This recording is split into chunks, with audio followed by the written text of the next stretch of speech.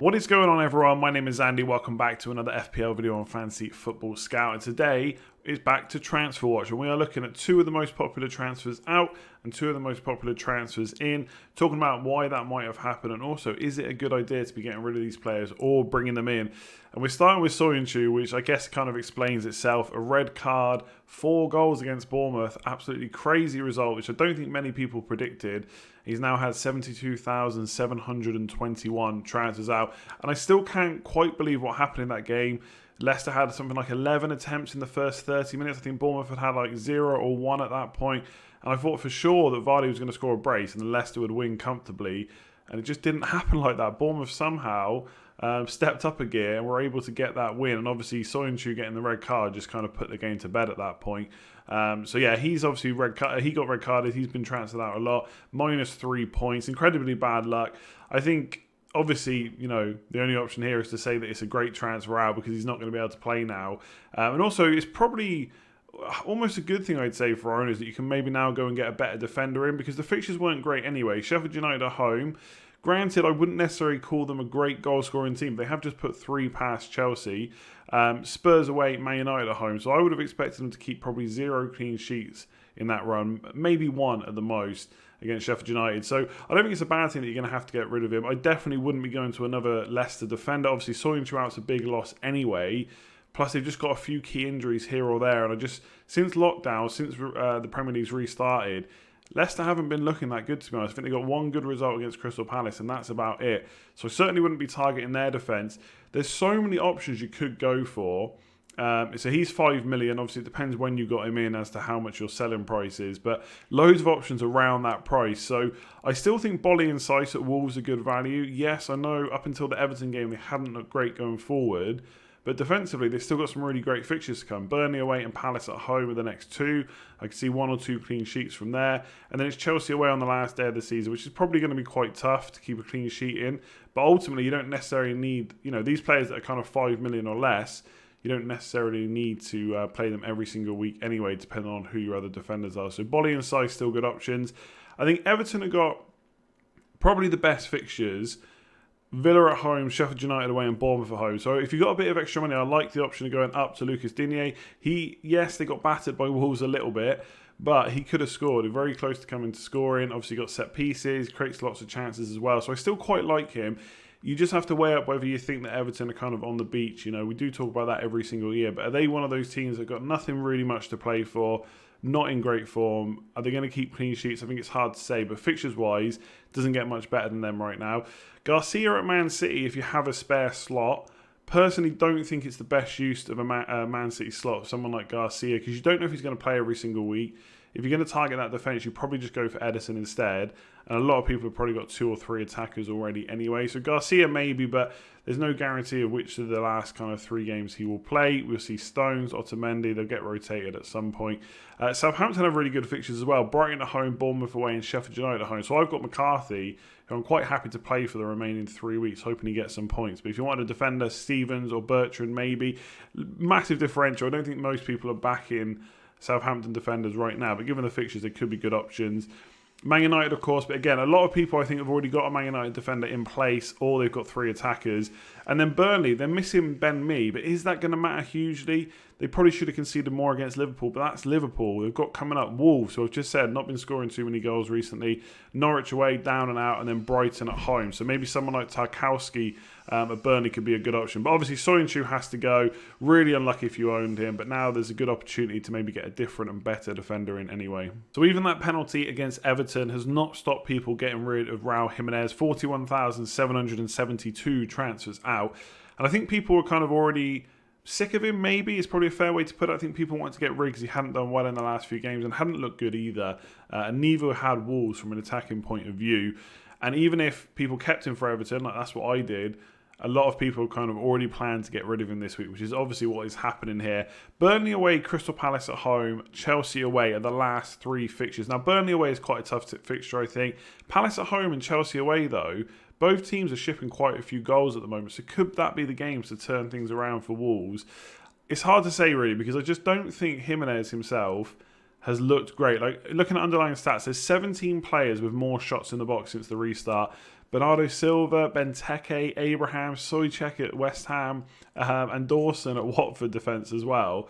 So it doesn't necessarily tell you the whole picture. Obviously, you don't have to have a ton of shots in the box to score goals, but it does help. The more you have, the more likely it is you're going to end up scoring, especially for a player of Jimenez's quality. So, I don't know. I think, stats aside, watching that Everton game, they did score quite a few goals, Wolves. I still don't think Jimenez looked good. And to be honest, I feel pretty lucky as an owner that he got that penalty, because I don't really think there was many opportunities to score goals outside of that.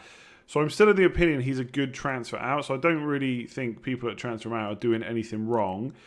I will say, if you've got other transfers that are maybe a priority, maybe there's a midfielder you want to bring in instead that's going to get you some big points, then I don't think it's the end of the world to keep Jimenez for a few more games, maybe even till the end of the season. The one thing is, I don't expect him to be explosive. I don't expect him to score a huge amount of points. I would expect Ings, Greenwood, Jesus, etc. to score way more points before the end of the season, even in 3 game weeks. I think there is enough potential there to get some quite big scores from those players. I just don't think you're going to see that from Jimenez. So I'm kind of in two minds. One, if you've got more important transfers to do, I don't think Jimenez is necessarily a massive priority to get rid of. But at the same time, if you've got spare transfers, I do think they're a better option. So again, 41,000 odd people have already got rid of him. I think it's a pretty good option this week, and I'm probably going to do the same. And for me, it will most likely be Danny Ings, potentially Mason Greenwood. Okay, so looking at transfers in, Raheem Sterling, what do we expect? You score a hat-trick, you get transfers in. That's how it works. 84,597 transfers in total, the most transferred in player this week. Hat-trick, even though the last goal was a little bit unfortunate, I guess you've still got to be in the box to score the goals, even if it was kind of lucky how it went in. But still, massive, massive points for everyone that had him. And to be fair, in terms of kind of differentials, yes, his ownership is going to pick up this week, but he's still going to be a big differential among active managers, because a lot of people already have 3 Man City players, maybe Jesus, De Bruyne, Foden, Mahrez, 3 of those 4 if you're going for attackers. And maybe there's no slot for Sterling. Maybe people don't want to use that transfer to get rid of one City player for another one. I know personally I'm in that predicament as well. So I still think he's going to remain a pretty decent differential. I don't think you've necessarily missed the boat completely with him. Is he going to score another hat-trick before the end of the season? Maybe not, but when you watch him play, he looks really good right now. So a couple of braces could be on the cards, assist potential as well. It all adds up to big points. And looking so far, since Burnley in Gameweek 30, where he did miss the Burnley game because he played in the Arsenal one, he's featured in every single match and started 4 out of 5. And obviously before the Burnley game, he did play in that Arsenal game as well. So in 7 matches since the restart, he's already got 6 goals and 3 assists. So 9 attacking returns in 7 matches when his minutes have been managed as well. That's pretty impressive. And if you want to talk about eye test, he just looks great. So I think he's still a really good option. The one thing that is going to be on people's minds is he played 90 minutes in the last game against Brighton. Will he start against Bournemouth? Will any of them start against Bournemouth? We just don't know. The key thing I would say is, if you still want to transfer him in, if he doesn't start, he'll come on, and he'll probably get good minutes in the last 2 games as well. And I think you can pretty much say that about every single Man City attacker. Jesus, Mahrez, De Bruyne, Foden, whoever it is, they're probably going to get good minutes before the end of the season. We've heard Pep talk about him and Mahrez kind of being 2 of their fittest players. And actually, he's one of the top attackers for Man City in terms of how many minutes they've played. And you could look at that and say, well, he's played a lot of minutes, he's going to start getting rested. But I actually think that's probably a good thing. The ones that have played more, like Mahrez, like De Bruyne, they're starting to get up to that kind of match fitness that they need, especially for the FA Cup, especially for the Champions League. So I still think he's going to feature quite prominently before the end of the season. I still think he's a really good buy. And the other thing that's going to probably not put people off, but make it harder to get him in, he's still like 11.7, 11.8 million. So he's quite expensive, and it is tough to fit him in unless you've made that kind of Greenwood and Foden switch already. You've got a lot of money in the bank. So not saying it's a bad option at that price. I'm just saying other people might have a hard time bringing him in. So I'm still considering it for this week. I've got 3 Man City players locked in, so I don't know if it's worth a sideways move for this week.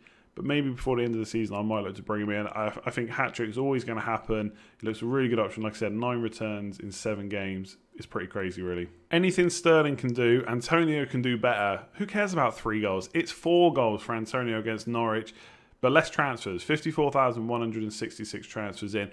And he has been pretty incredible since the restart. Even forgetting the Norwich game for just a second, he's been posting some really good underlying stats. Like before that game, he had the highest expected goal involvement. He still has it now. I think he's got 7 returns so far from an expected goal involvement of like 7.41, something like that. which is pretty good. And he's so important to how West Ham are playing right now. I just don't see them necessarily changing the kind of system. Will Haller come back in? Possibly. Antonio's definitely not going anywhere, though. He will probably just play up front with him like he's done before. But right now, I don't know if Haller needs to be in this team. They're doing so well without him. They're still not out of the relegation battle completely, especially with Bournemouth winning and Aston Villa winning. It's really tight down there now. So why would David Moyes change a kind of winning formula right now?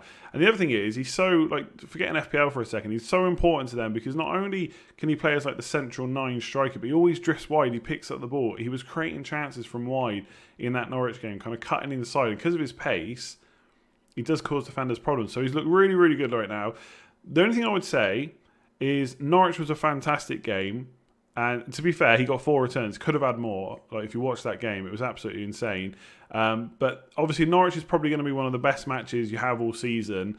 And after this, it gets a little bit tougher. So Watford at home up next. Now, I'm a Ben Foster owner, so I know that Watford haven't kept many clean sheets. But in terms of the actual amount of shots they're conceding in the box, they're kind of middling. They're around where Aston Villa are, and they've been doing quite well. So Watford are not as bad defensively as Norwich are.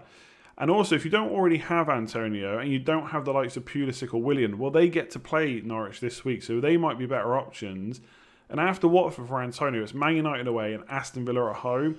2 tough fixtures. Now, that Villa game could be for relegation survival for both teams. We don't know how it's going to quite work out yet, but on that last day of the season, it could be a relegation scrap. Now, a lot of people will say, well, they've got to go for it, they've got to get the win, but you could see both teams shut up shop, not wanting to lose, and then maybe going for it towards the end. Maybe Antonio will be kind of, I wouldn't say isolated because it's Aston Villa and they've not obviously been the greatest team this season, but it might not be as good a fixture. So I've got Antonio, and even I'm considering, I don't know if I'll do it, but I'm considering selling him this week for Pulisic to get that Norwich game and then maybe rethink about bringing in a different midfielder for the last 2 games. But to be honest, he's been posting such good underlying stats since the start of the season. He's looked good as well. West Ham have been quite good. And I think he's kind of got everything you want. Like, we always hear about get players with something to play for. Doesn't necessarily always work out. There's no way I would have been looking at Stanislas Wilson and Solanke.